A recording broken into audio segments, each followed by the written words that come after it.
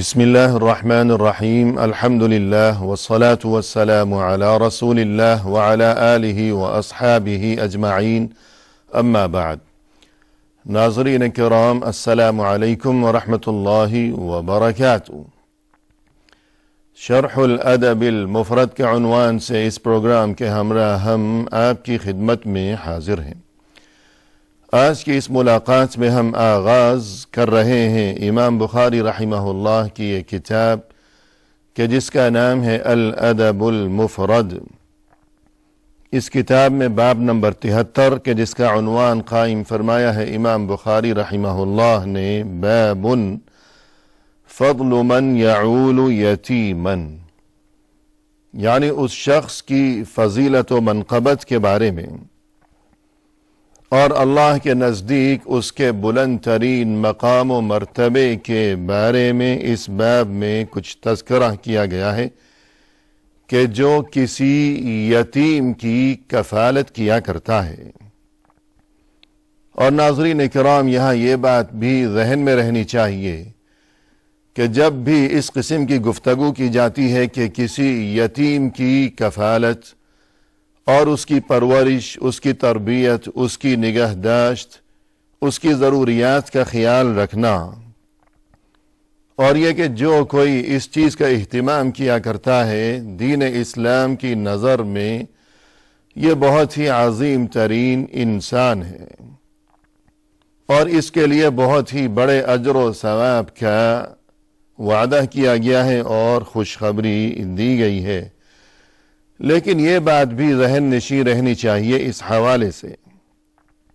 کہ یتیم کی کفالت میں جہاں یتیم کے لیے جسمانی ضروریات، دنیاوی ضروریات کہ اس کے لیے رہائش کا انتظام، اسے ٹھکانہ مہیا کرنا، اور یہ کہ اس کے لیے قیام و طعام کا انتظام، لیکن یہ کافی نہیں ہے. بلکہ حقیقت یہ ہے کہ جسمانی ضروریات اور یہ جسمانی خوراک کے علاوہ مزید یہ کہ اس کے لیے روحانی غذا اور اخلاقی تربیت، روحانی تربیت یہ بھی ضروری ہے تاکہ یہ یتیم بڑا ہونے کے بعد معاشرے میں اس کا وجود خود اپنے لیے اور تمام معاشرے کے لیے اور دوسروں کے لیے اور مکمل طور پر تمام ملک و ملت کے لیے اس کا وجود مفید و نافع ثابت ہو سکے. لہذا مراد یہی ہے کہ جس کسی نے یتیم کے لیے ظاہری اور جسمانی ضروریات کا انتظام کیا اور اس کے ساتھ ساتھ یہ کہ اس کی روحانی و اخلاقی و دینی تربیت کی فکر بھی کرتا رہا، تو اب اس کے لیے کتنی بڑی خوشخبری ہے. ہمارے سامنے ناظرین یہ حدیث ہے کہ جس کا نمبر ہے 131. فرمایا امام بخاری رحمہ اللہ نے عن ابی ہریرہ رضی اللہ عنہ